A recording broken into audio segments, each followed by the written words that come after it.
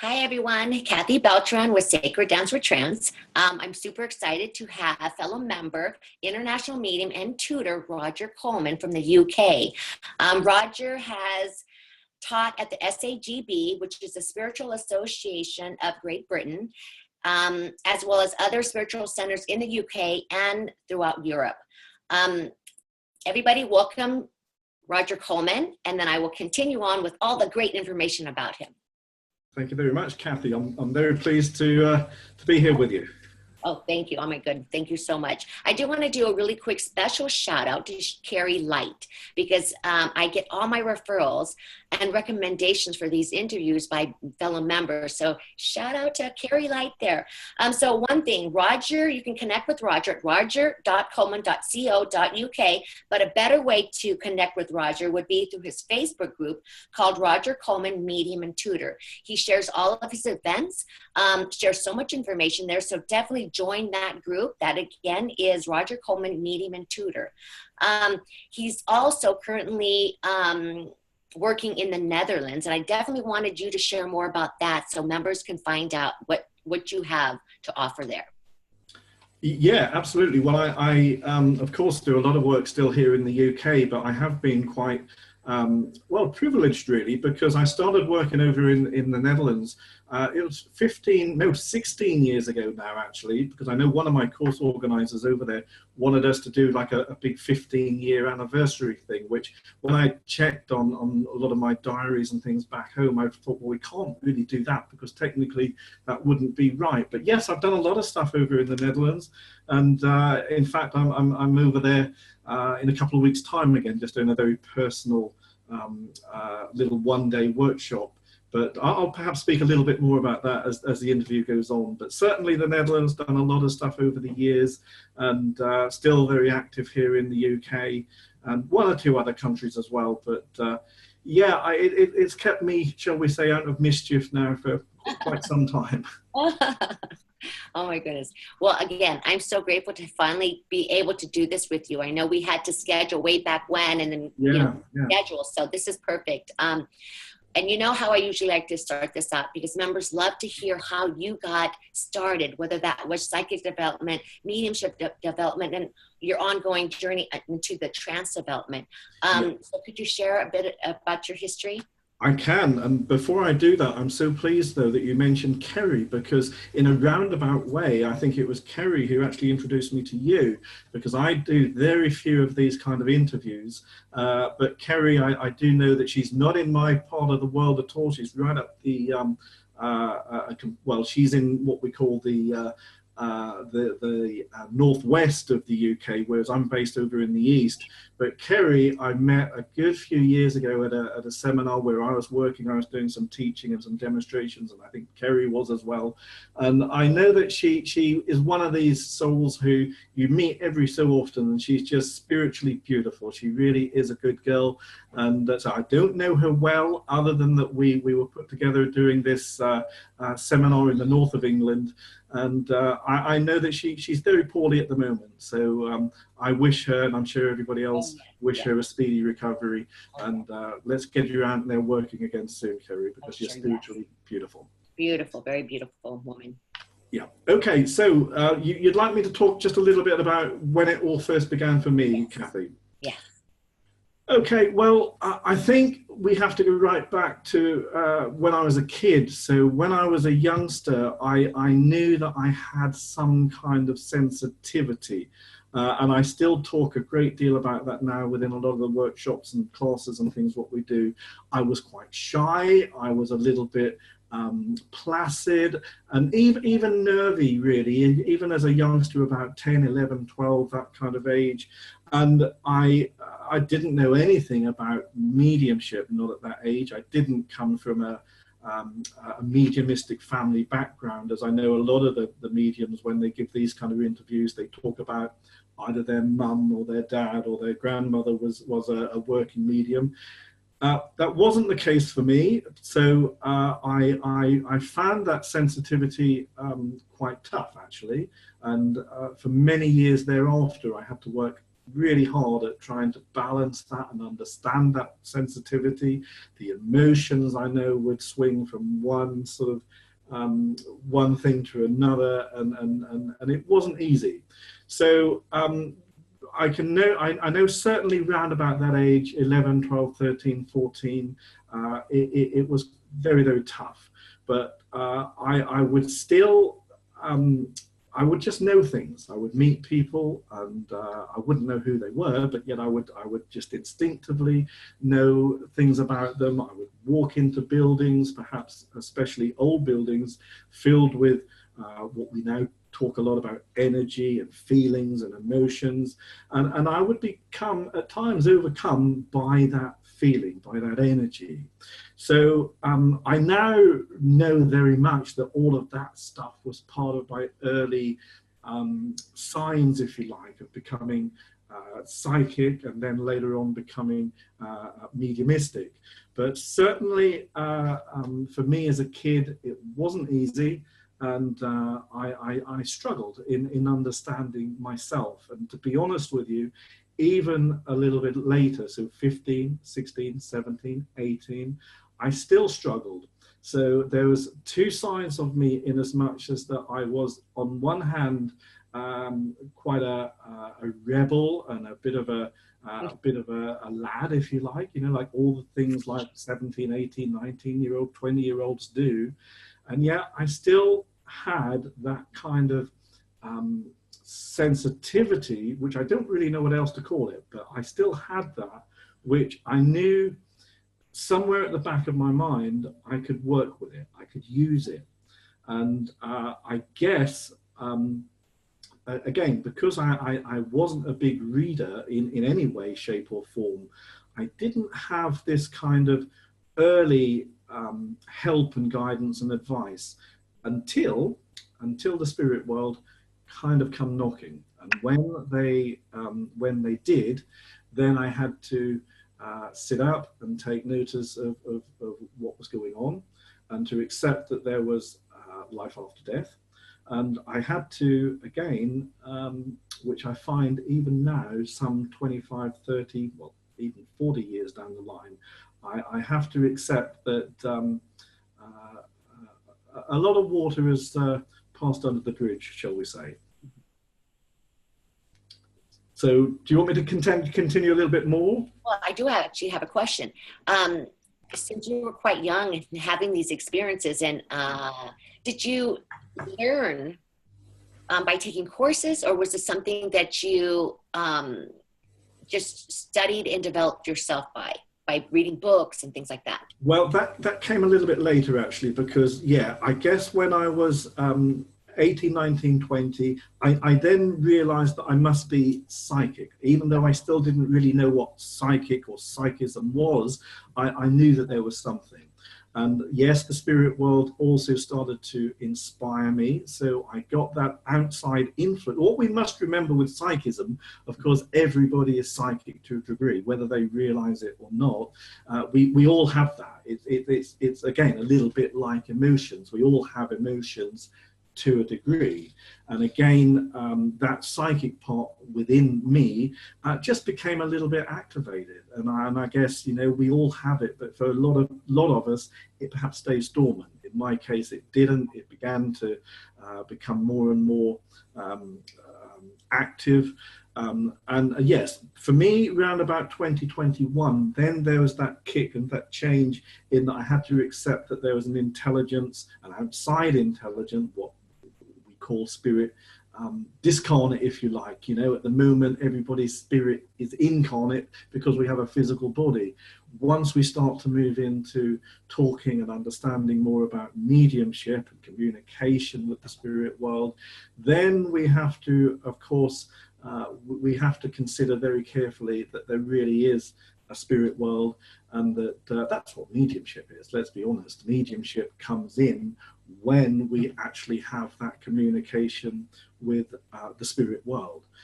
That's your mediumship. So that started to kick in for me a little bit later. So we must be clear in that all of that earlier year stuff, that wasn't mediumship, or certainly not that I was conscious of it, because I had no prior education or family background. Yet hadn't even really read a book, not until I was probably 19, 20. So that was somewhat different. But certainly I learned to use all of that earlier stuff, and I kind of gradually or very slowly began to make sense of it, which again is a lifetime's work, really. Yes. Yes.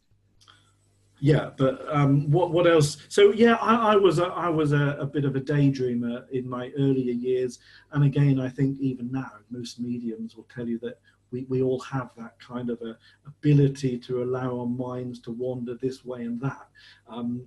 It's in some ways that's a good thing, because through a lot of the activities and techniques and things what we use within mediumship, it's all based on the mind. We're all trying to get the mind into that slightly different state to enable ourselves to work more and more closely with the spirit world.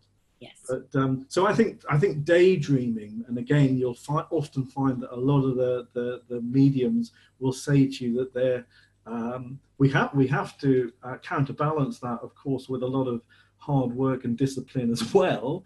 So it's not all about daydreaming, but I think that ability to allow the mind to wander this way and that, I think is a very, very helpful.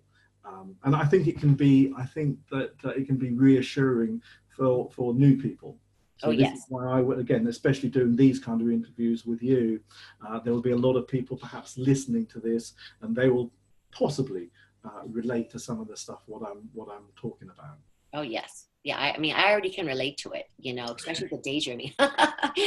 No, and emotions too. You know, again, I think emotions. I have talked to some of the top mediums over the years, and they do perhaps disagree with me slightly on this one, but I think emotions are important. I do agree that we must never allow ourselves to drown into emotions, but I think emotions, if they're used correctly, I think they can work again in a positive, healing, constructive way. So I think you know, becoming aware of one's emotional wants and needs and things is also helpful within development. Oh, yes, definitely agree with you. So Roger, you started out pretty young. Most people I talk to say they start out pretty young, at least get pointed in their 20s sometimes. Yeah.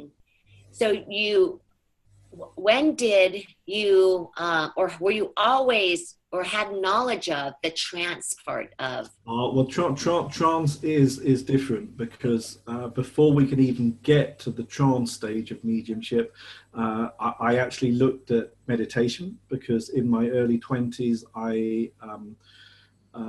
well, again, I needed help in finding me, in bringing the different parts of me together to find my own peace and balance. So meditation, I looked at 2 or 3 different styles of meditation, and I did this in my early 20s. Then you see, this is where the life after death bit kicked in, because when I was able to have some appreciation of the mind, which is what meditation for me certainly did, it helped me to find that, you know, there's more to me than just the body. So again, I was talking to a student only earlier this week, where we went through some of the basic stuff about looking at mind, body and spirit, and trying to, in a very simplistic way, understand what those 3 were and how they come together and work together in harmony. So I'm very, very big, probably more than most of my colleagues, but I'm very, very big on helping people to understand that, you know, if we wanting to look at mediumship, especially trance mediumship, but all mediumship, we have to have some understanding of the mind, and you're never going to find that through a book, you see. So forget all your books. What the student has to do is seriously find themselves, and they can do that through meditation. Yeah, I mean, I love meditating. That's all I ever did in the beginning was meditate. So meditation is your first thing, what any serious student should do, in my opinion, because it again, it helps them. I love the Buddhist quote in that, you see, meditation helps to bring the mind home. So if we're then going to go on to look at any kind of mediumship, especially trance mediumship, because trance mediumship is perhaps we take it for granted a little bit because we've been involved with it for a number of years, but nevertheless, you know, trance mediumship is still considered as pretty deep, you know, and I'm sure you'll want me to go on in a minute and talk a little bit about what trance is and how that works and so on. But you see, I joined a general circle before, you know, trance came much later, because I actually joined, well, before I joined the circle here in the UK, you see, we're very big on awareness classes and awareness groups first. So I had to do that. I actually joined circle when I was 23. So again, that's many years back now. So I sat in circle with well, a dear lady, a lady called Eileen Mitchinson, who is based in my part of the UK.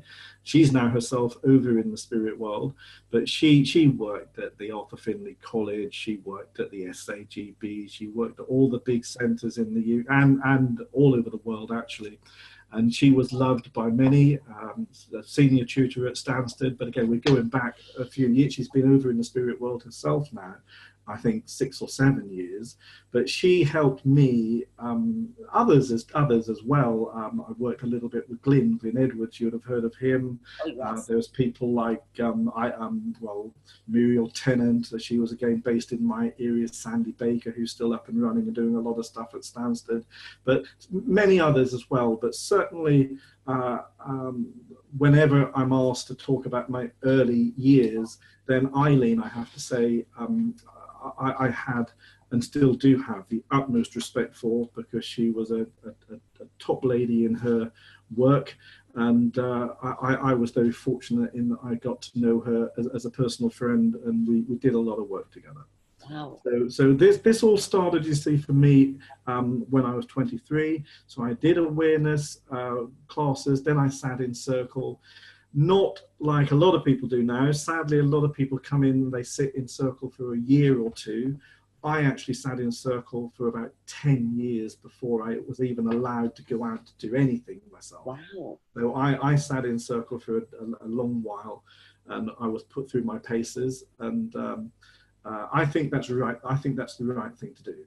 I really do. I think there's many people who go out onto platform or go out to teach, and really they should be doing the groundwork first, in my opinion. Yeah, I actually agree with you with there. I mean, for myself personally, even though I came into the mediumship later, I kind of feel like spirit will guide you when it's time to do that. But you have, or for myself, I have my whole life to become a clearer channel for spirit, and I'm not in a rush to do that. I feel like when that's time come, I'm going to get that feeling. So, but I do agree. Some people do go out there too fast, too fast.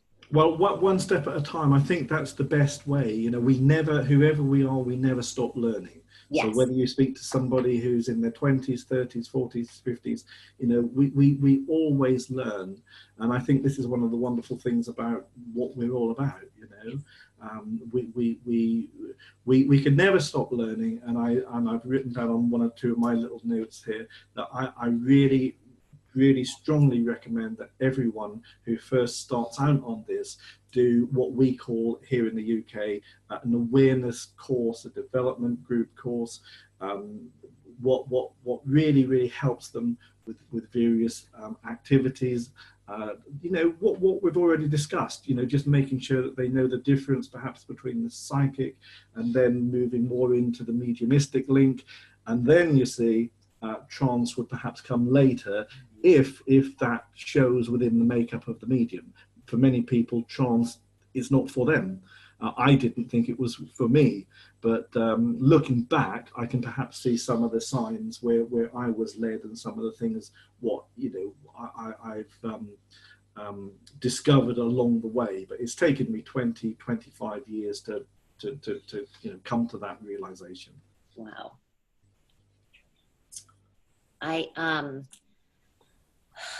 I love hearing how the story started out. And I do agree with you. I think, you know, starting out with the awareness classes and then going into the mediumship and then going into the trance is I think it's a very good thing. So with this, what exactly is trance mediumship? Again, I could talk to you probably all day, giving you, what is trance. And I've been asked this so many times. I would like to think of trance. You see, I've already become passionate because I'm extremely passionate about all forms of mediumship, but especially trance. And I think that in a way, trance is coming back a little bit more now. And this is partly why I've agreed to give this interview, because I know that trance did a few years ago go through a little bit of a patch where nobody really wanted to develop it. Nobody really wanted to do it. And possibly that's due lack of understanding. But I for one am pleased that trance is coming back strongly. For me, you know, I would say that trance is about allowing the influence of the spirit world to take a more stronger control of the medium. And again, how do we understand that? Well, it's through the mind, because even trance mediumship is mind. It's all still to do with the mind. This is why the student must understand that they are mind. And we are allowing that trance control or that trance influence, the guide, if you like, or guides her, but the main guide perhaps to take that control of the medium. Why? Well, usually for philosophy or for healing would be my answer. And again, there's no reason why the two can't work together. I work a lot giving trance demonstrations and classes. I did one for my students just earlier this week, and we can never say how long the trance address will last. This particular address lasted for just over an hour, but I don't think we can say that it's going to last this long, that long. But the words what were spoken through myself were coming more. Well, certainly from my main guide who works with me, and it was a talk on spiritual philosophy, so spiritual teachings and wisdoms, what the spirit world wanted to share to the audience, and they used me as their instrument or as their channel, you know. So that is what trance is for me in a nutshell, because it's more direct, it's more purer, and yes, we've already said it's not for everyone. You know, some people trance. I know mediums who don't like working with trance, and that's fine. But there are others who, like myself, we still get a buzz, a great buzz from well, I can only speak for myself, but when I see a real trance medium work, then it's very special, because the energy of the room changes significantly. And of course, as one of my students said on Monday evening, it's something you don't see every day. So it's actually communicating with the voice and the wisdom of the spirit world. You know, the way you described, like the energy changing in the room. Oh, absolutely. I can't wait to experience that, because most of the time I get to listen to videos or audios or stuff online. And so that's my experience of it. I can still feel that energy, but I can't imagine how it would feel in person. Well, again, with all due respect, yeah, there's nothing quite like it. So, of course, I'm sure there is a place for what we're doing now, and I fully respect that and fully appreciate that, and certainly the sharing of understanding and knowledge. I've already seen on your site how people are, you know, making comments and they're talking about this and that's wonderful. But in my opinion, again, it's like reading books. You know, I'm not a big fan of reading too much books, because I don't really think you can learn mediumship through a book. You have to be in the seance room or the circle room. If you can be with somebody who has a number of years experience to help and guide and show you. I know we haven't even got onto this bit yet, but I personally have worked a long while now with trance induction and different ways into trance. So I work a lot with breathing techniques. So just by working on the breath and taking the medium into different states, that's the way to do it. So in my opinion. Wow. Okay. So I know that you teach the workshops and the courses. Do you do any of this online? No. Again, I'm such a dinosaur, so no, I don't do anything online. I do have a Facebook page, but of course, that I'm busy myself and within the classroom, I still do demonstrations. Although again, within trance demonstrations, again, there's a little bit of a difference of opinion there, because I myself don't do too much public demonstrations. I will do it for certain centres or churches and such like, but mainly for the students. But that's the way it is. So how long have you been developing or sitting for trance? How long has that been for you? Well, the trance, probably, there were signs, let me try and say 23, 24, 25, probably sort of mid to late 20s. So I guess I've now been working within trance itself for 20 years, or just, about 15, 20 years. That's the trance. So there's this, when it came for the trance, some people I've talked to have sat on their own until they were guided to a circle or, and members, in a group. Did you start developing on your own by sitting in the power? And, that's such an interesting term, because some people call it sitting in the power, some people call it meditation. Or did you go right into a trance development circle? Well, there's a difference. There's certainly a difference between meditation and sitting in the power. Meditation, remember, we're using meditation to find the medium, to still the medium, to find your peace and relaxation. So that's what your meditation's for. Your sitting in the power is different in as much. I'm a big fan. In fact, yes, I certainly have sat in the power myself many times, and I would encourage everybody to do, especially if you're going to go into the trance side of mediumship. So sitting in the power is a big thing. Now groups, again, I run a lot of groups. I run trance classes, so certainly my students would be encouraged to sometimes just to come into the circle room and do nothing but sit in the power. What we then need to do, of course, is then encourage the voice. So we start to, encourage the spirit world, of course, to come within the mind stroke aura of the medium to get the lighter levels of entrancement, and then trying to increase that to deeper levels. But that takes time. So you don't get that straight away. That takes many weeks, months, even years of developing that. But sitting in the power is certainly something which I would think most trance mediums would be familiar with. And certainly you raised a good point in that, is it the same as meditation? No, it's not the same. I like how you described it, though. I think this is the first time I've heard it say it this way. So meditation would be finding the medium and learning to still your mind. Yeah. And then, I loved how you described it that way. So sitting in the power is important.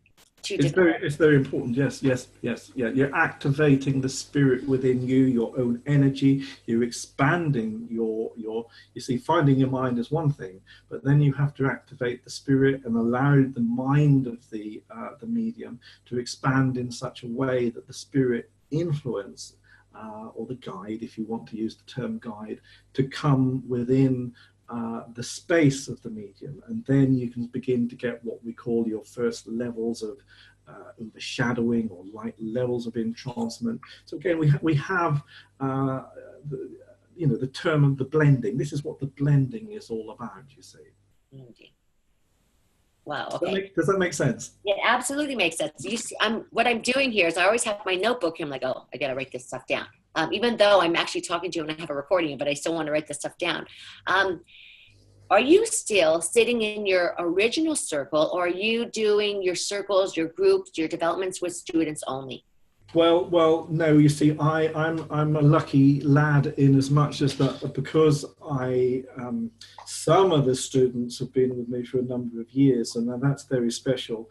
But of course, within all teaching groups, and of course, if you travel about at different places, you're going to meet different students at different levels and different stages of their development. So, do you know, I wish in a way that I could just sit myself back in a trance circle sometimes, but no, that's not really possible for me to do that. However, I still very much get involved, of course, within all the groups I do. I cannot help but do a trance circle or to do a trance seminar unless I myself move within the influence of the spirit world. So in that respect, I'm lucky in that I'm still within that energy, within that power.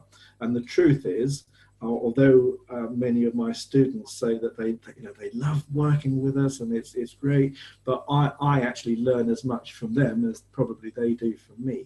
And the wonderful thing is if we have, to whatever degree, a level of influence from the spirit world, then that's what makes it all work. This is your mediumship, you see.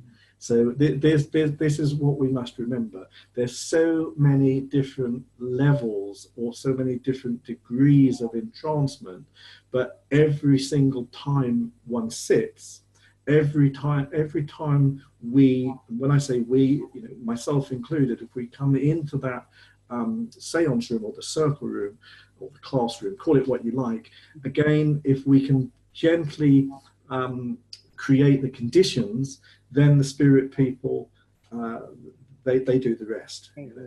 So this is where it's wonderful, and this is where, again, any medium worth their salt will tell you that, that it's forever changing as well. We might sometimes think that we dictate, we control. We don't. All we really do is become receptive and sensitized. And yes, of course, through the years, we develop certain techniques and things, what we can do and don't do to make those conditions favorable, if you like. But then, the spirit world, they're the ones what really matter. They are the ones what can inspire us. These are the ones what can teach us. These, again, for me, they're your best teachers. Make no mistake about that. If we open ourselves to the love of the spirit world, then the love what comes back to us, and not just through teaching, but by how we personally feel about that blending, then it's truly wonderful. Well, you know what? I'm going to tell you right now, you're inspiring me, because right now I'm like, oh, I got to go sit. I got to go sit after this, I love how you describe it. It's very beautiful. We had a question earlier in the group, I think that was maybe yesterday, and it was about what a control is and what's the difference between, and I'm pretty sure I didn't put that in here. What is a control? Will you have more than one? What's the difference between a control and a trance communicator? Is there a difference? So those are some questions. Good. I don't know. We don't transcommunicator. Do we hear that often here? Maybe. Even in different areas of the UK, we'll perhaps use different interpretation of words. Do you know, the funny thing is, I kind of use the influence more than anything, although most people want us to talk about guides. We certainly will all have a guide, so even the listeners and all your students and all the people, if they're ever wondering, do they have a guide, the answer to that is most certainly yes. So we will all have a guide. I have one main guide who works with me through my work. There's actually two or three. I'm aware of three, but the one main guide who worked with me ever since I first became aware, and he stayed with me throughout. Now he's wonderful, because he does help me within all aspects of my mediumship. And if I ever I give a trance address, or again, if I'm working with the students, he's the one again who will come through and inspire me to teach a certain way or to run the class. So that would be the main guide. So the control. So again, it's terminology, I think. I know there's so many different terms, you know. When I first came across control, I was like, what's a control, you know? So yes. But a lot of people worry, do they have a guide? And the answer is yes. So they will all have one. And within trance classes, what I find a lot is that the guides may perhaps, there may be 2 or 3, because when the medium first starts to sit for trance development, it's all about cooperation. So again, the medium have got to get it right, the guide has got to get it right, and it takes time. So sometimes one guide possibly may come in to have a look to see if they can work with the medium, then step back. Then this is very often where myself and people who do this, you know, we will then have to perhaps work. It's strange to explain it, because we're trying to work in a way with, of course, the student, and overseeing what's happening with their development and how they're working and how their energy is responding. We then also have to work a little bit with the spirit. This is why I use the word influence, because of that influence who comes in from the spirit world.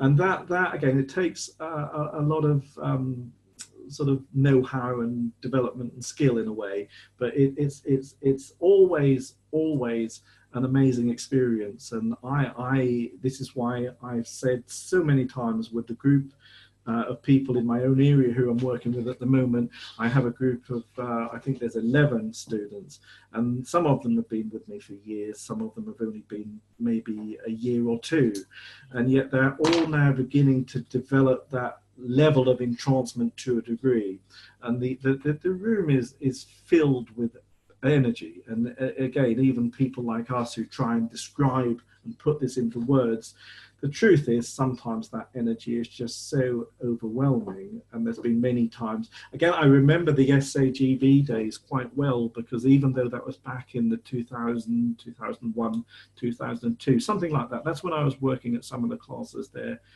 in London. And I know that, again, we had an advanced class, we had a beginner's class, and an intermediate class, and an advanced class. Well, those advanced students were advanced, and they really, really were. And I was meant to be there sort of helping them and teaching them and giving them techniques. But again, I learned so much from those classes myself, because the energy would simply be amazing. And we talk, of course, as mediums a lot about energy, but yet when that energy is so thick and filled with, you know, 12, back then we used to have 12 students, so there'd be 12 students sitting in a circle, then at least another 12 from the spirit world, then me in the middle trying to kind of work the energy and maneuver the energy and to inspire the mediums to speak.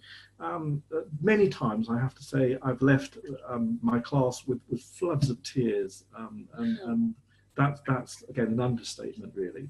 But these are just examples of when the spirit people move within the energy of the medium. And again, you see, in my case, I will perhaps work with 10 or 12 students. That's pretty powerful stuff, you know. It sounds like it. Like, man, yeah. If I could just be there and feel all of this, that would be amazing, you know. Well, you're welcome to come over to my place where we do stuff. So I don't do the UK. Well, I've over the years I've worked different parts of the UK, of course, but mainly now I try and stick within my own sort of area of the UK, and yes, the stuff over in the Netherlands. So these are the 2 main places I kind of work now. Well, I will tell you that I am planning on doing this sometime next year. So hopefully I align everything so I can meet all these beautiful people, you yourself included, and experience that, you know. So I will be getting in touch with you next year. Let me know when you're coming, and we will give you an English. Although you're of course you over in the States are well known for your hospitality, but we will give you a cup of tea and some English fish and chips and. What else are we known for over here? Red buses and I'm trying to think, what else do we? Oh my goodness! Well, it's gonna be amazing. I can't wait. I can't wait to do that. So how, okay, if you can remember, I usually love to ask this, especially when if they can remember back to the beginning, how does it feel, or how did it feel in the beginning with you when you were blending with your influencer? Is that how you would say that? The influence. The influence of the spirit world? Yes. How did that feel to you, if you can remember, in the beginning? In or the even beginning? now? Well, in the beginning, I think there's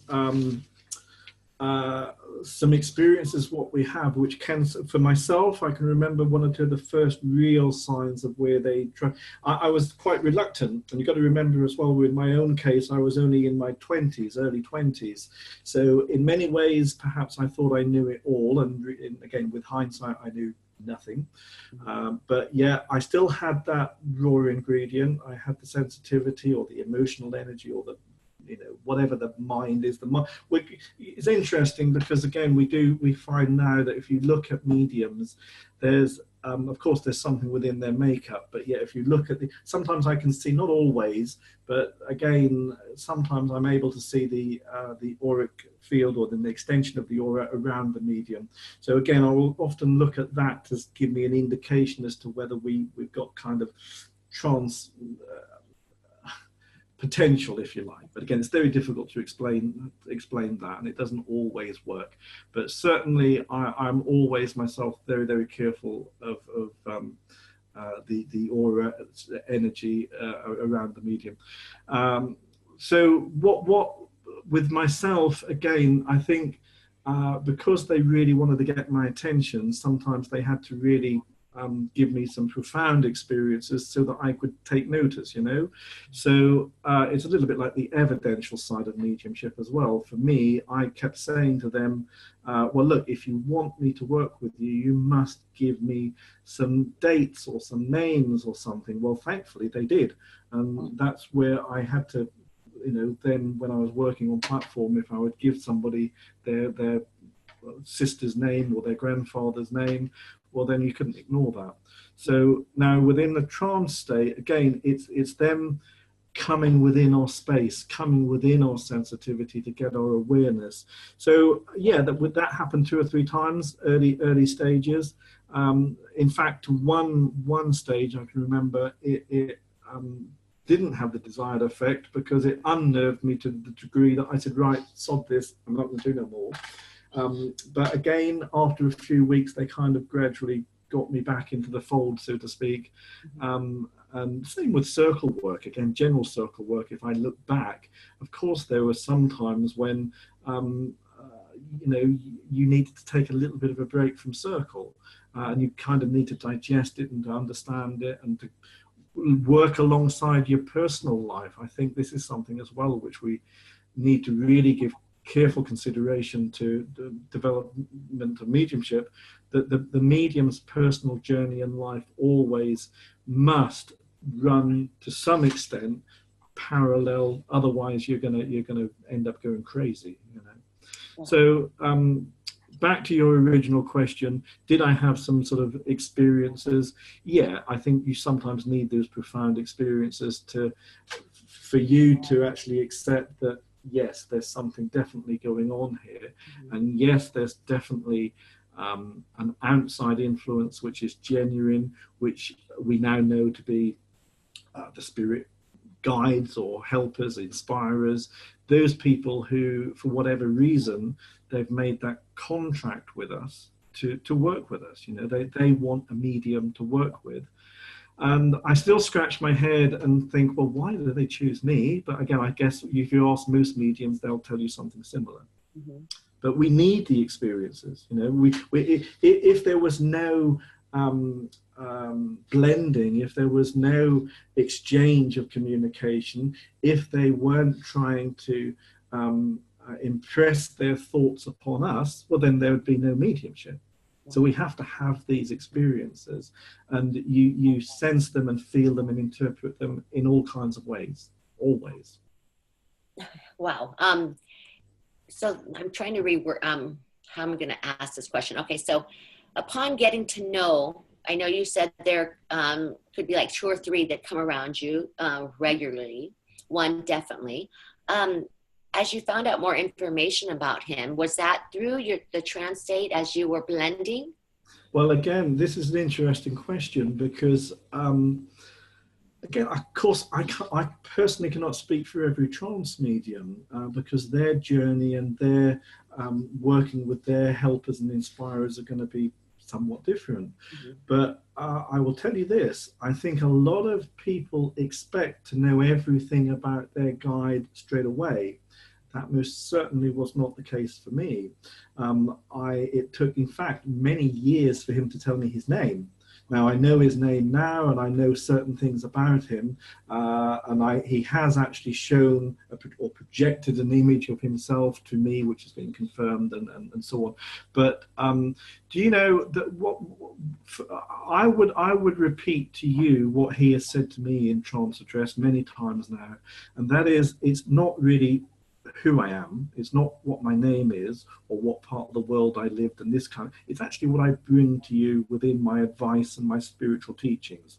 So I can't say to you that I don't know anything about my main guide, because yes, I do know a little bit as the years have progressed and developed, but those very early days, no, I knew very little about him, but I began to realize that there was certainly something different to myself, because in my case the culture and the philosophy, it was something which I knew nothing about as a young 20-year-old.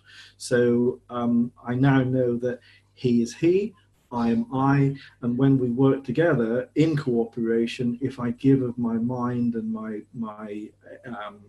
you know, if I give it, I use the word surrender a lot now with it. I never used to do this, but I use this word more and more often.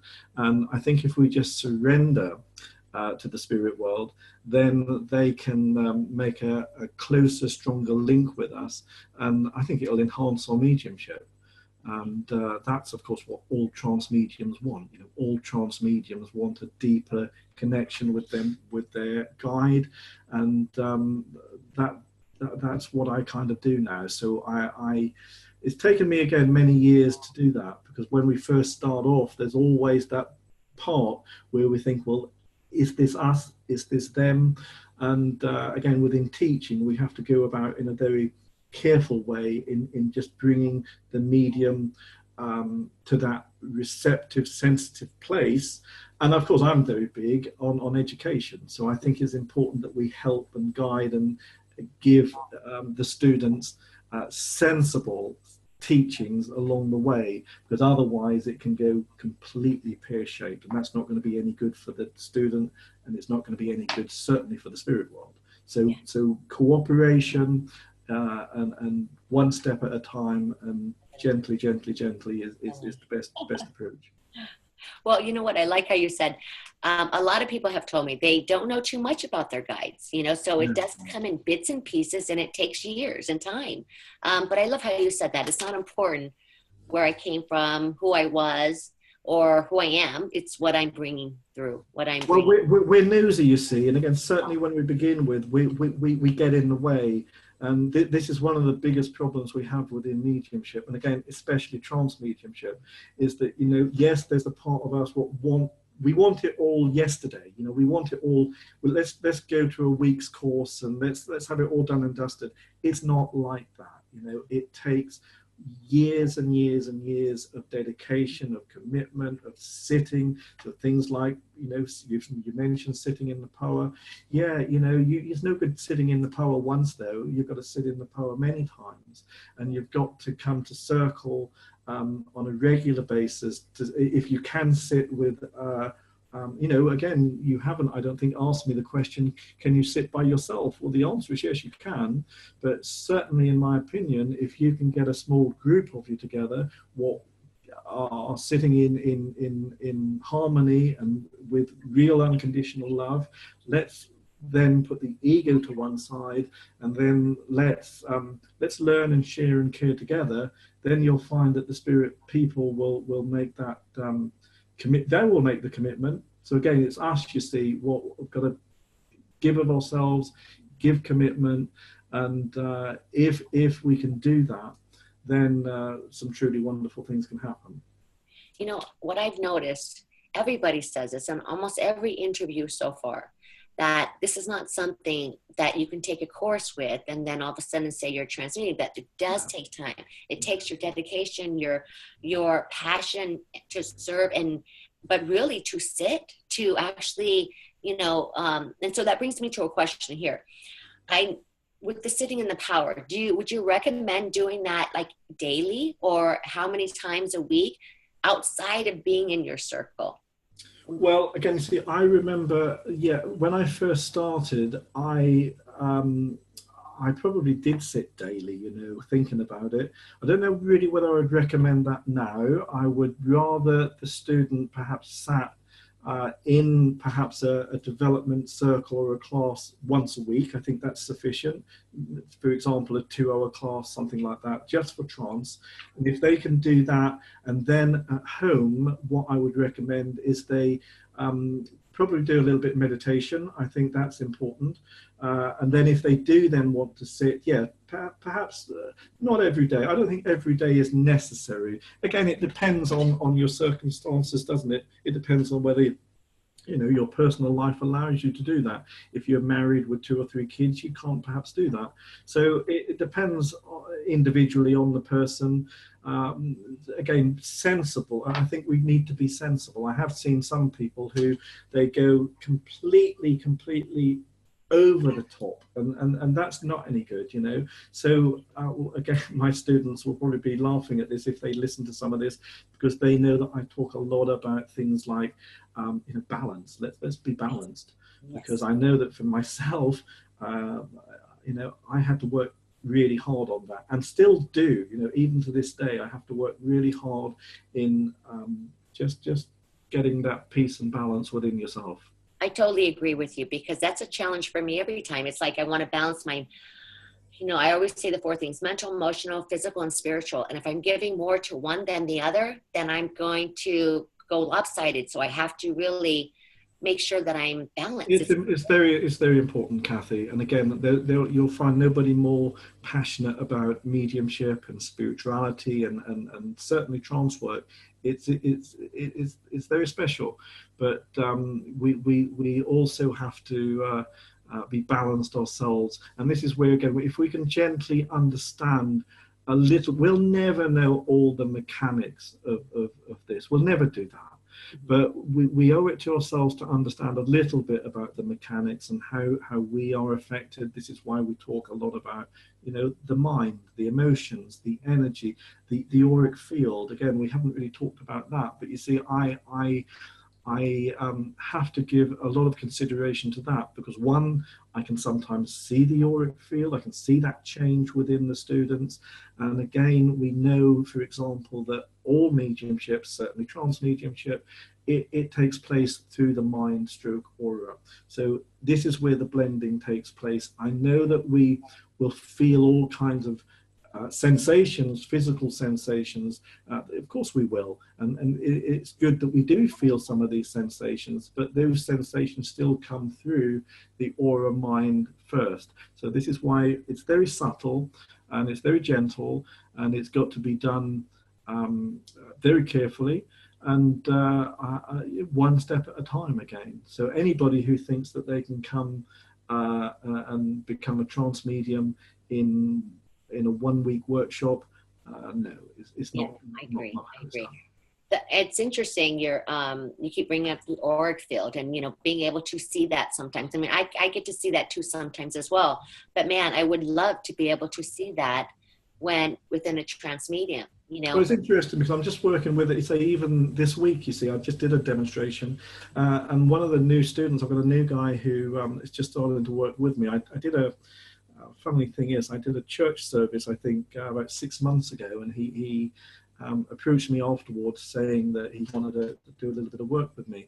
So I invited him into general circle, not trance circle, but I invited him into a general circle, and I was giving a bit of a talk before we all went on to do an exercise or some activity. And this guy, I know very little about him, but yet straight away I can tell that this guy is extremely keen. You know, he's very, very keen, and he's certainly a very spiritual man, and that also ticks a lot of boxes in my opinion, because I think we need to very much bring back spirituality. At the end of the day, for 20 years, this is what I've been trying to do. I've been trying to bring back spirit and spirituality into mediumship, actually. Anyway, that's another thing. But this guy was, as I was talking, I was, had a light background behind me, and he was seeing the aura and the shift and change there.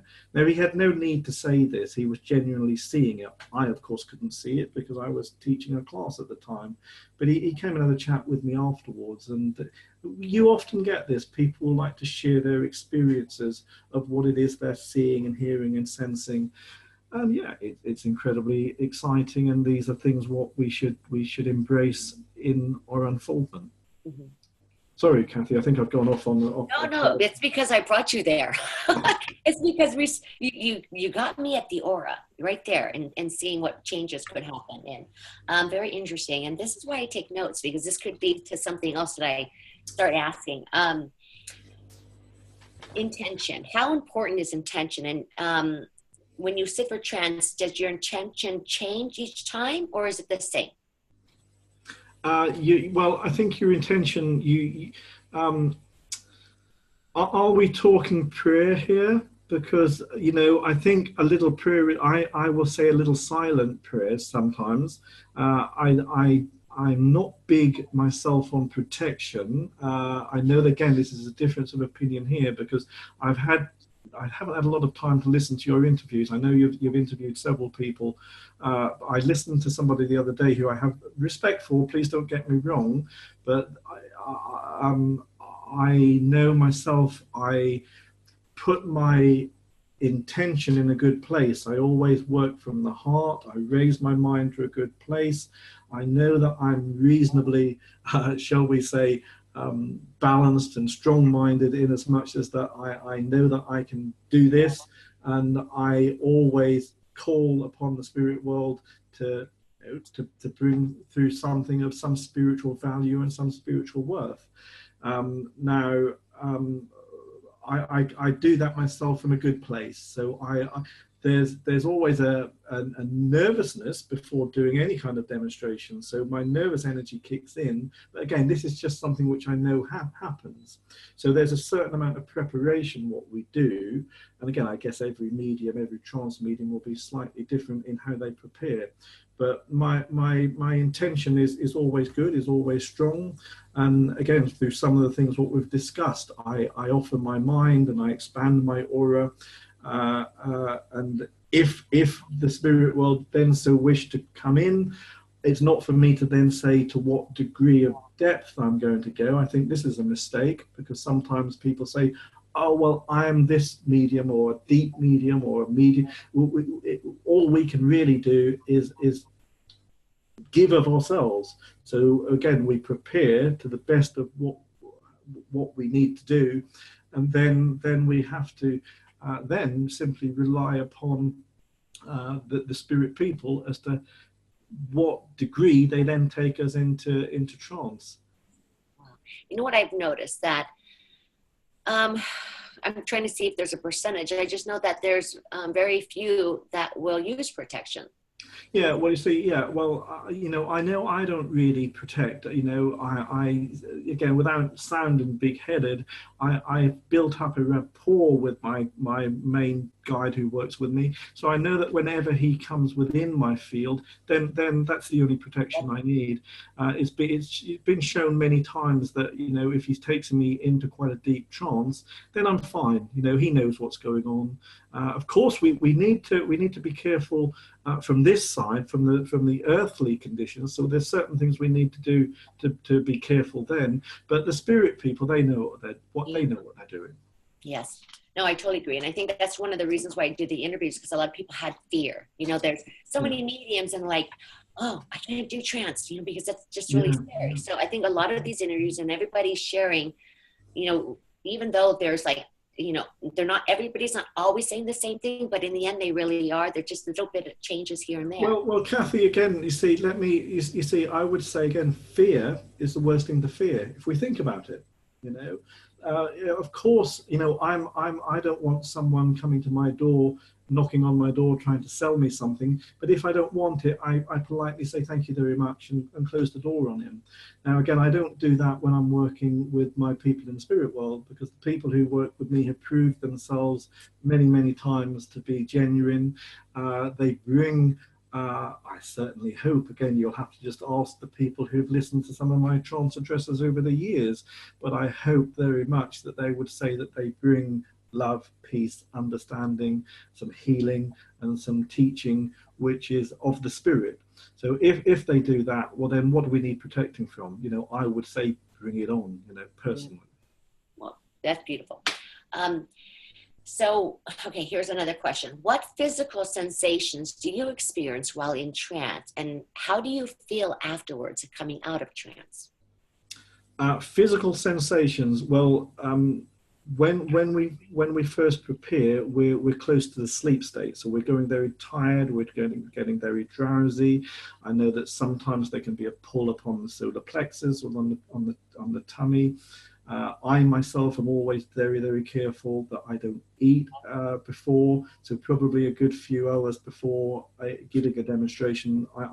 Some mediums will. I've known others, again, named mediums who go and eat a 3-course meal. Now, I scratch my head at that thinking, well, how on earth, because I become uncomfortable if I eat.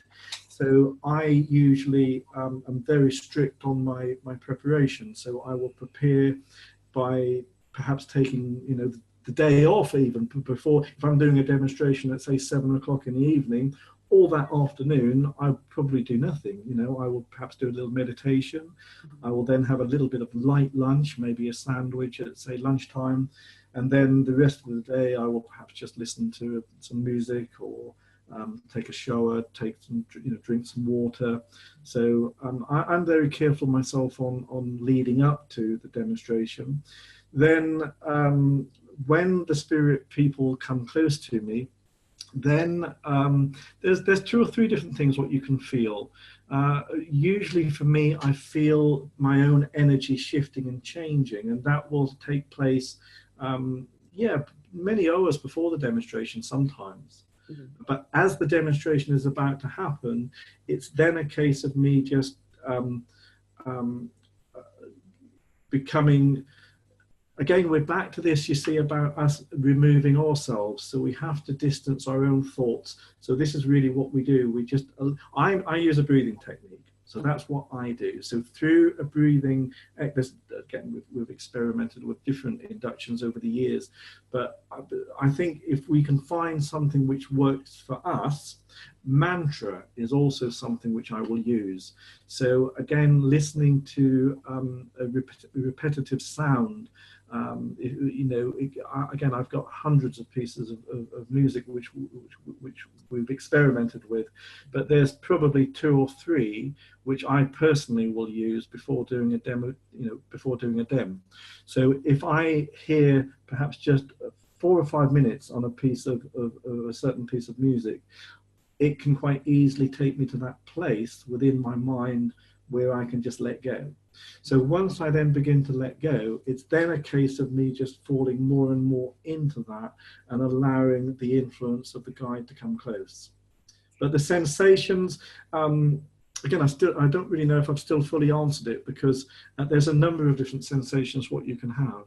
Mm-hmm. The most obvious, I think, is we feel the mind going into a different state. And that, for me, again, is very much interconnected with the auric field. It's the mind and the aura are not perhaps the same thing, but I would strongly suggest they are interlinked. So when the aura expands, then you kind of know that the spirit within you is activated. You know that the energy is shifting and changing.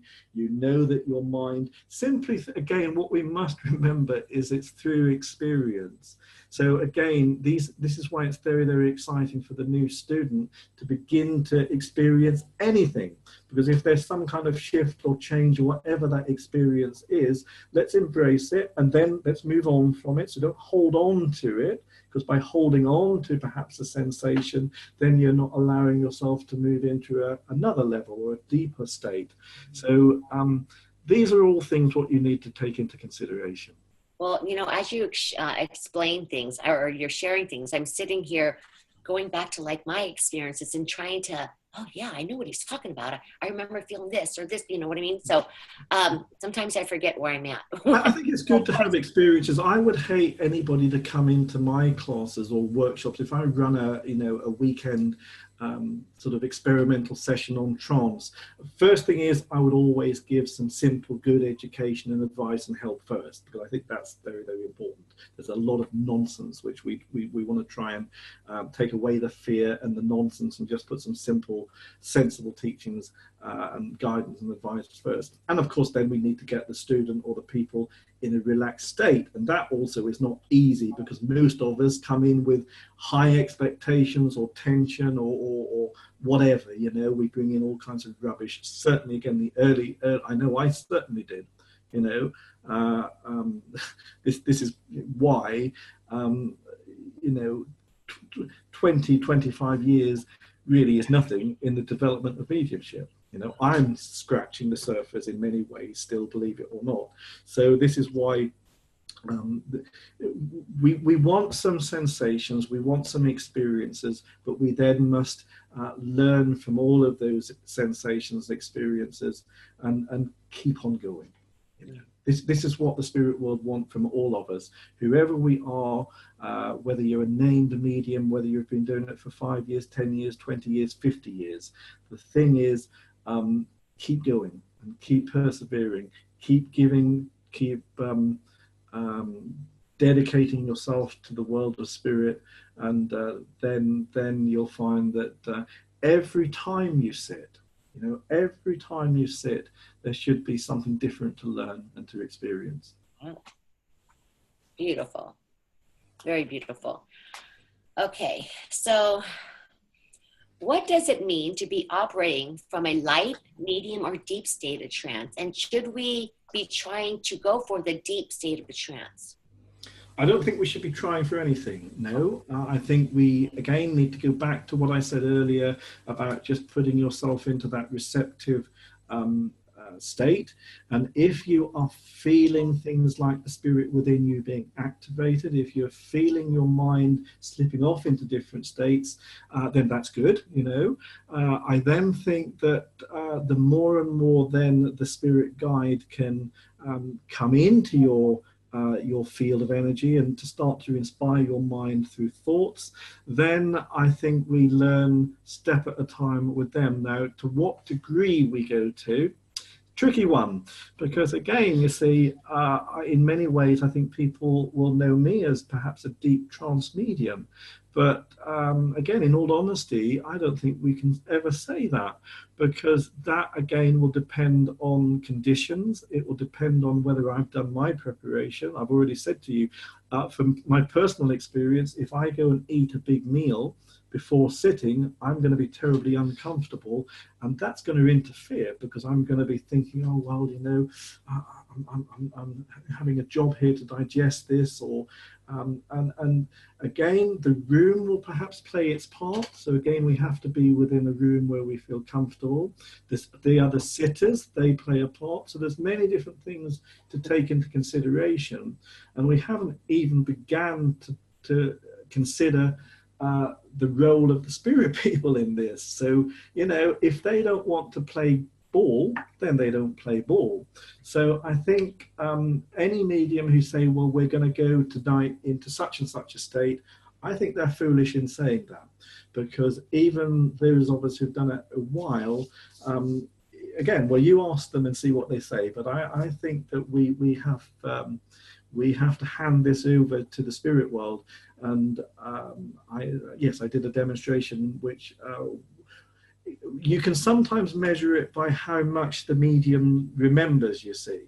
So this is one way of measuring this. Now, the demonstration I gave on Monday, I actually remembered very little. So that, I guess, would be known as a medium to deep level of entrancement. Sometimes you will perhaps remember some, you know, you'll go in and out. So again, this will, again, a lot of this again depends on whether the medium interferes. And again, the truth is most of us interfere to a degree. So how do you, what degree? Well, it depends every time we sit, Kathy. No. Excuse me. Yeah, you're making me think of all these other questions by the things that you're saying. So this is great. I mean, I'm taking some notes here. And you actually just answered, how much awareness do you have when when you do these demonstrations or when you're in trance?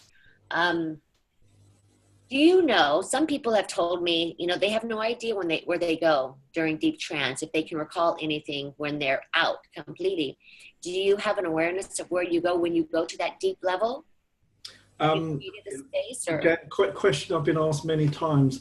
Not really. I know that it's a little bit like saying I just stand over the other side of the room.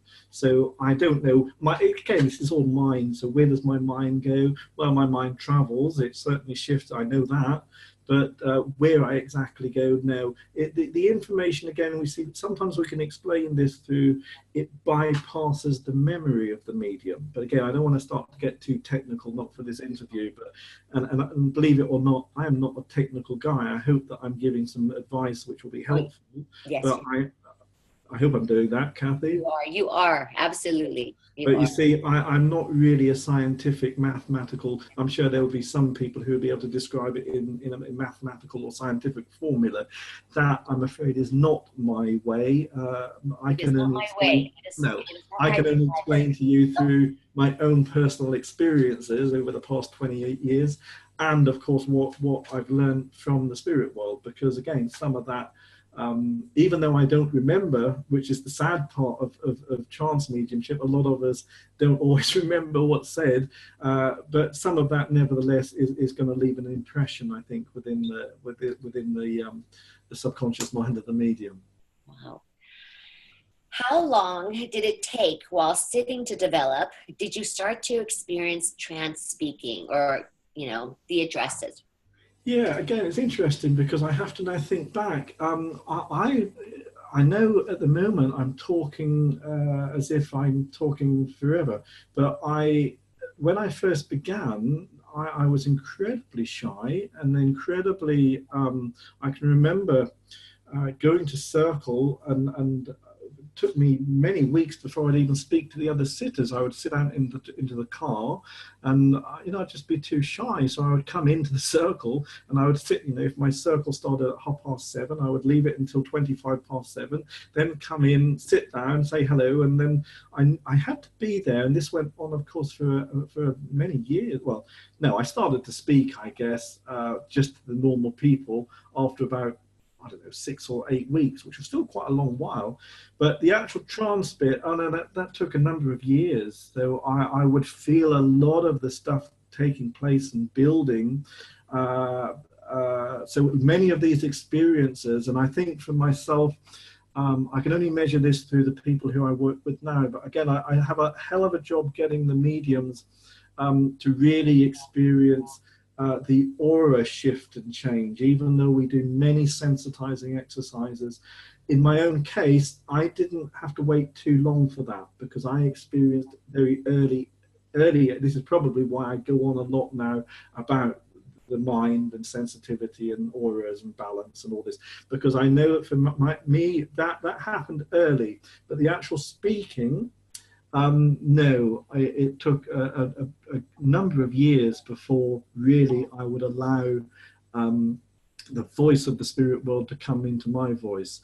Again, we have to learn to speak for ourselves first. Normally, again, you might hear some mediums say, no, it suddenly just come, but in my case, no. Many sensations, many experiences, and some of those very profound experiences.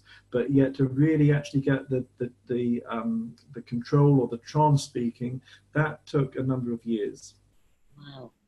And this is a different question. I just thought about this with the trance speaking.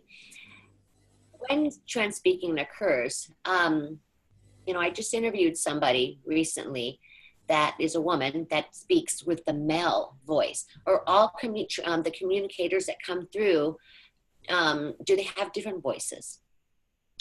They do, and again, there's some trance mediums will work with 4 or 5 different personalities. I say I know of 3 who work with me. Now I have one main spokesperson who's a man actually, but it wouldn't make any difference if it was a man or. I think about 15 years ago, a young child tried to work through me, and we couldn't quite get it right. And again, whether it was my fault or I don't know. So yes, certainly the voices can change sometimes. Yes, I've known men mediums who will have ladies speak through them, and yet I've also known ladies who will have men speak through them. So that will sometimes happen. Wow. Okay. All right. And I can't remember if you answered this when we were talking. Have you experienced any side effects after coming out of trance? Like some people have said, you know, I got really lightheaded, or I felt sick to my stomach. Have you ever experienced anything like that? Yeah, both of those, and probably a few more as well. But again, this is all part of the journey. It's all part of learning and development. Sometimes that can be the fault of the medium. In that, again, if we're you know, the example I gave you with eating, you know, if you're going to eat a big meal and then you feel a little bit sick, well then come on, think about it. You know, it's just sensible. You know, try not to eat perhaps a big meal next time. Things like perspiration, I used to suffer from this a lot early, not now, but certainly early days. I would perspire, which would be very embarrassing because, you know, you don't really want that. But the build-up of energy in the head is a classic one, so that happens a lot. But again, the reason, or the way we sometimes explain that is that, you know, if everything is energy, and again, mediums are well known for talking a lot about energy and vibration, which is quite rightly so. But you know, if that energy builds in the medium, then sometimes it just goes to the head and it needs to be released. So a build-up of energy or a headache, feeling of lightheadedness, these are sometimes things what happen. The throat is an interesting one because again, there's a lot of energy which will build up. I've seen it myself on fellow trance mediums where sometimes again, if we think about it sensibly, we shouldn't be too concerned or worried about this because they're using our voice. So this is the area which is known for communication through expression, and this is why this area is sometimes going to be played about with or activated. So I've seen a lot of blue sometimes will appear here. If I'm watching again another genuine fellow trance medium. So it's fascinating, it's interesting, but of course the medium will sometimes say what they're getting sensations here. The Cobwebby Sensation is another one which often happens, but don't overly concern yourselves or worry about this, because this is not a bad thing. Sometimes people will jump, you see, to the wrong conclusion, and they will say, well, I've heard some really bizarre things, but again, a lot of these things are nothing to worry about, but these are just sensations which are given to us. And again, if we begin to understand a little bit about energy, well then energy is again, it's who we are. Energy is what the spirit world is, and energy is all around us.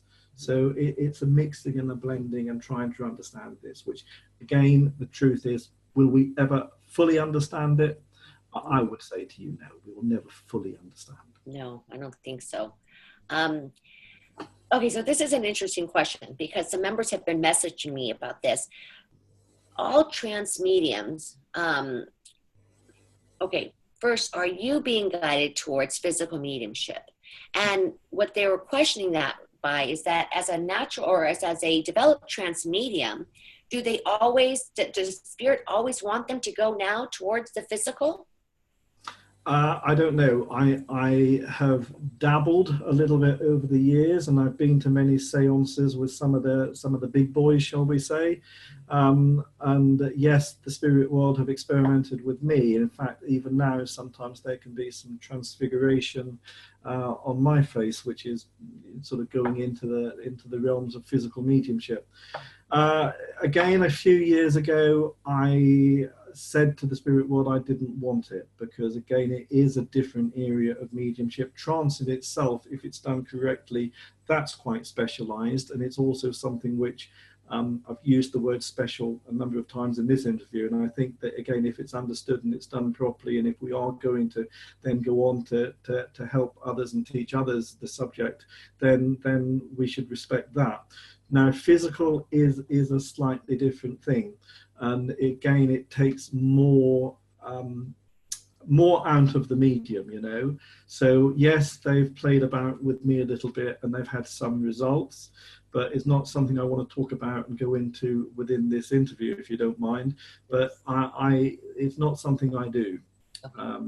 Again, going back to the days of 2002, 2003, even within the trance state, they have been known to take me into a very deep state in that my eyes are closed, and yet they'll be walking me around the room.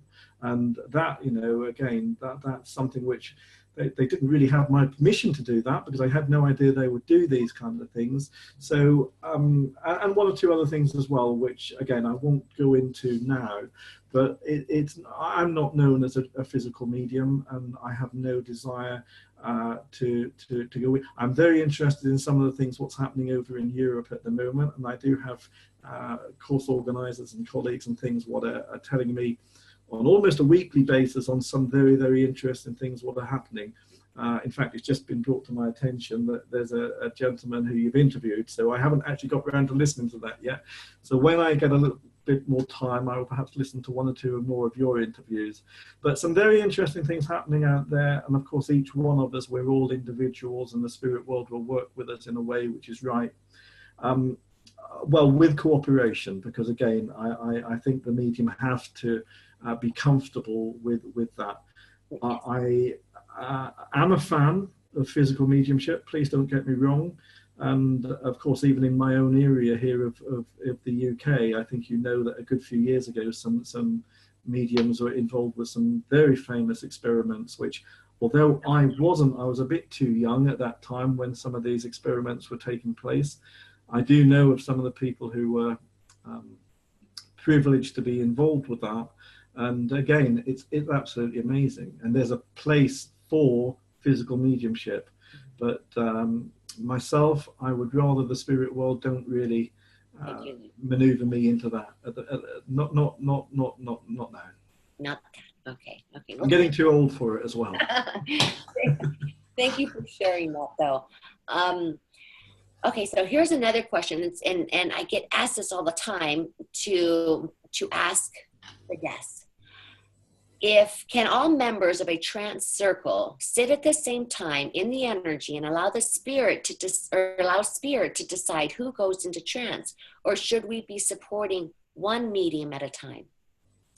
The answer to that is both. You can do both. I regularly work with a group of people where, again, the energy is built within the room, and you'll see that the spirit power or the energy or the influence, very often my own guide will come to each of the students. So again, it can take place certainly like that. I do that on a regular basis. Or sometimes, yes, I'd say again, I can't really speak for all people. People will have the different techniques, but yes, I know that perhaps many years ago, there would be a small group of people who would sit for one. That's possibly moving more into the physical stuff, I would suggest. Okay. I would suggest that would be more done if there was a medium to go into trance, to then go on to produce physical mediumship. Okay, wow. All right, so, I love how this is going, because it's like effortless, this conversation. I'm like, wow, I'm learning so much. I just love how you're sharing and how you're expressing. Well, I appreciate that, because I think, as you know, before we started, I was a little bit nervous myself, because I very rarely do these kind of interviews. Yes, so I hope it's coming across okay. Perhaps your listeners or your people will put a comment to say. I hope it's positive. Oh, I'm sure they will. Okay, so we're getting down to a few more questions left. What has been your biggest mistake that you have made in your development? My biggest mistake, there's probably been many, but I think the biggest mistake I've made is Interfering. Certainly, again, the early days we interfere, and we've got to learn not to do that. The trance medium have got to learn to do something through some kind of technique, or just becoming more and more familiar in that we can learn just to put ourselves to one side. That, of course, includes the ego as well. So again, let's just move to one side and try not to interfere. And I suppose that means trust. So we have to learn to trust. So we don't always do that to begin with, do we? So do you think that when we interfere, it's because we keep trying to pay attention to what's happening, where we just can't get our mind? Yeah, well, that's right. This is what it is, you see. Our minds are filled with thoughts, and the thoughts are what get in the way. So this is why I would, always say to people, do some meditation first, because if we can meditate, then we'll be bringing the mind home. We're then beginning to find, who we are.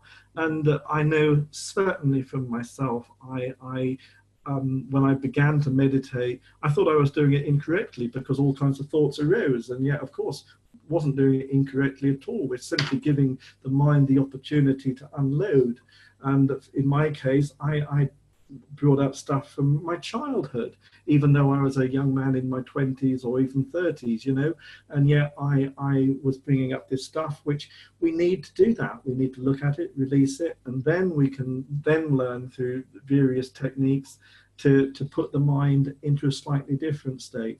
If there was something, I really like people to learn from this interview, and indeed, my work in general, is that the mind is an amazing thing we have, and yet most people know nothing about the mind. So, we owe it to ourselves to understand who we are. And if we're going to do that, we can't just look at the body and say, well, this is me, or this is you. We have to have an appreciation of the mind, of course, the spirit as well. I'm always asked, well, define the spirit, Roger. What's the spirit? Well, again, different mediums, different people would define it in different ways. But for me, I would always say to people, well, look, the spirit is the spark of who you are. It always has been, it always will be. It's that divine part of God, if you want to go into religion, which I don't, by the way. But if you do, that spark of God, that's the spirit within you, and it's the spirit within me, and it's part of all of us. So let's find the spirit, let's celebrate the spirit. Then if we want to understand ourselves and then go on to understand mediumship, I would strongly suggest that we still have a lot of work to do on the mind. And again, I'm not saying that as a psychologist, because I know psychologists. I've got friends over in the Netherlands who are psychologists, and I respect them immensely, but they know that I'm certainly not a psychologist. But I have come to understand over the years that the mind is a big part of who we all are. So if we can do that, first of all, through meditation, then we can begin to understand this wonderful thing, what we call mediumship. Let's go back to the meditation real quick, and the mind. So for me, when, I think it's been like 30 years now, but when I first started meditating, and to me, it brought me to an understanding of me and how I ticked, and how you said at one point that you started having memories of thinking about when you were younger. To me, when you practice this meditation, you can do it for different reasons to calm your mind, but in the end, it's to know yourself, because in that process, that equates to healing. You're going to heal parts of you. And by doing that, as you're, seeing these things coming in or experiencing the mental, the emotional, all those feelings that are coming in, to me, it's healing, really. As you understand you and have all these awarenesses, that's really what it is to me. It's knowing you and healing those parts of you that have been hidden in the mind. Yeah. And well, again, you see, this is why we owe so much to our spirit friends, because we haven't even began to talk about the role of healing within mediumship in this interview. And yet we mustn't underestimate that our friends in the spirit world are wonderful healers. And again, if they can find the channels, the instruments, the mediums through us on the earth, then of course a lot of healing has already been received, and there's so much more that we can tap into. But again, how do we tap into that, whether it be healing, whether it be philosophy, whether it be evidential mediumship? The answer to this, in my opinion, is through the mind. This is why we need to have an open mind, a positive mind, a willing mind, and then we can have mind to mind from the spirit world with our world. And of course, we have it all available to us. So healing is one aspect, and of course, it's a wonderful aspect. It is. Wow. Beautiful, beautiful. I always love how you describe things. Okay, so what has been the most difficult, I mean, you probably answered this, but let me just ask it again. What has been the most difficult thing to overcome in your development? What's been the most difficult thing? I think everyday challenges just from, you know, people around us, whether it be family members, friends, or just things. We have to live. Sometimes I think it would be wonderful just to go to the spirit world, but of course we also know that that's not possible. There's a purpose, a reason for us being here, otherwise we wouldn't be here. So I think sometimes just people can give us a hard time. And certainly within the field of mediumship, we find a lot of, I'm sure you've found it, and I'm sure a lot of the people who listen to this will know that there's a lot of fighting and backbiting and this kind of thing, what goes on. It saddens me, and I've cried many tears over it myself over the years, and I know that there will always be differences of opinion. Wherever man is, there will be differences of opinion, but yet I think that that's perhaps a problem, because we you know, of course, we're influenced by the spirit world. This is what we're all about. This is what this interview is about. But we're also, of course, influenced and conditioned to a degree by those around us. So I think other people can sometimes give us a hard time. Yeah, no, I agree with you on that as well. Do you have any advice on how to go deeper into trance to let your influencers, spirit influencers, have more control? Excuse me. Just say the question again, so I've got the question. Do you have any advice on how to go deeper to let your guides have more control? Well, I think we have kind of answered that, in that I think the best thing we've got to do is trust and to surrender and to let go more. We owe it to ourselves to do the preparation on all levels, so physically, emotionally, again, be in that right place. You know, there's no good coming into the circle room if we are going to be coming in thinking too much. We have to learn to do something just to open the door to the spirit world. So I think, you know, again, a lot of the people, you know, will do basic, simple sensitizing exercises. I know that I do. I try and keep things as simple as I can. If we then want to discuss it all and work out the mechanics of it, do that afterwards. But within if we're looking at trance, then we need to just come in. We need to have a group of like-minded people who share the love of the spirit, and again, who are doing it for the right reasons.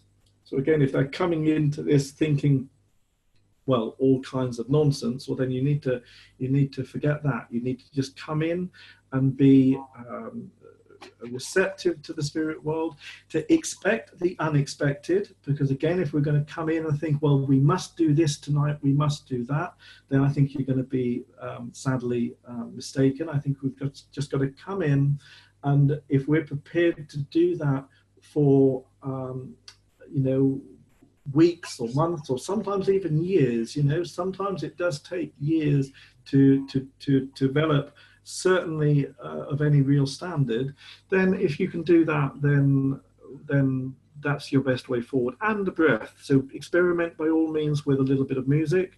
If you want to light a candle, well, then that might be helpful as well. But the way you sit, I still get occasionally a lot of people come in and think that they can just sort of sit on a very like a lounge-like chair. I wouldn't advise that. I think personally you should have a reasonably straight back, feet touching the ground, and your posture should be of a sensible posture. So I think these are things which perhaps we need to also consider. Yeah. But for me, I would certainly encourage people to watch the breath. And again, without going into a specific technique, there are different things what you can do to take yourself into, it's quite close to the sleep state, you see. It's not the sleep state, but yet it's quite close to that. So if we can kind of come close to that, then the next time we come into the circle room or the seance room, we then see how far we go. Then the next time we see how far we go. So again, it's this learning as we go, which I think is helpful. Wow. All right. I love this interview. I love everything that you shared with us. I want to talk, okay, really quick. So let me go ahead. I want to talk again about the course workshop that you're having in the Netherlands. I think this is what, in the next week? Or well, actually, yeah, I'm over in the Netherlands a lot again this year. In fact, April is when I'm doing quite a lot. I'm over there for most of the month in April. So there's and then I'm over there again, I think in June, then again later on in the year. But I've got a very short, simple, personal seminar. So if any of the Dutch people who perhaps don't already work with me, who would like to come and check me out or do something with me, I'm over in The Hague on the 24th of this month doing a one-day workshop.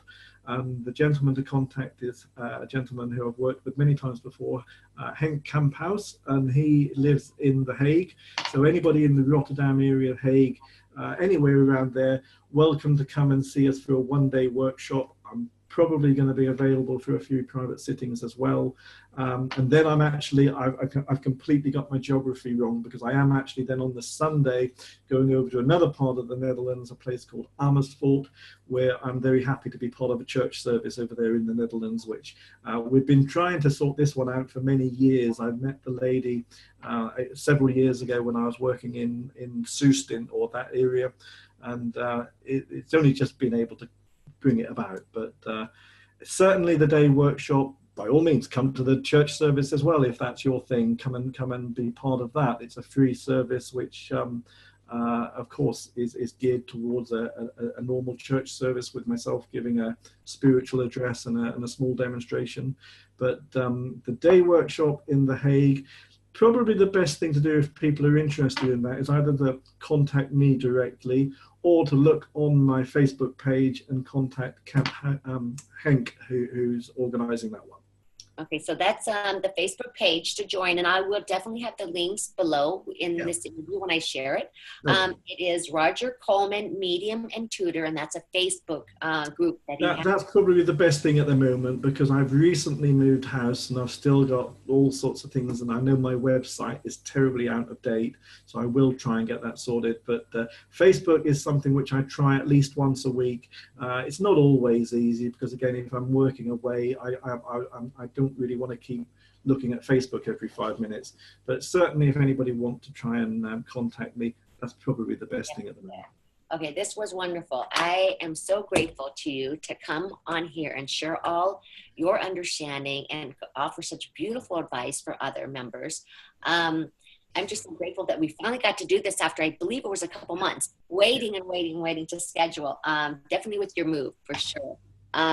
So thank you so very much, Roger, for being with us here today. I love talking with you. I know that so many people are going to reach out to me, because I get so many messages saying, oh my God, I love this interview, and this person and that person. And I'm like, you know, so I know that's already going to happen, because you've expressed yourself so beautifully. So many people are going to be able to relate to this and think deeper. And I do want to talk about that, the meditation. You know, I'm so glad that we talked about that, because I think it is so important to understand ourselves and heal that other part of ourselves and know our, you know, that part of ourselves. So I loved every single thing that you said here with us today.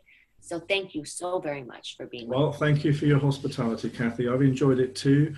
And if people can bring spirituality back into not just their lives, but of course within mediumship, I would be very happy about that. So there's going to be people who don't agree with everything. Of course, you're always going to get that, but I do so hope that, especially the new people, perhaps they can get something out of this. Yes, no, I absolutely agree with you. So, oh my God, thank you, Roger. You have a great rest of your day, 5 hours ahead. So it's only the afternoon for you. So I will see you in the group, and I'm so excited when I get to release this. So thank you again. And until we speak again, or until I see you next year coming in into your area to check you out over there. Thank you very much, Kathy. Blessings to you. Thank you. Okay, don't leave though, okay? Okay.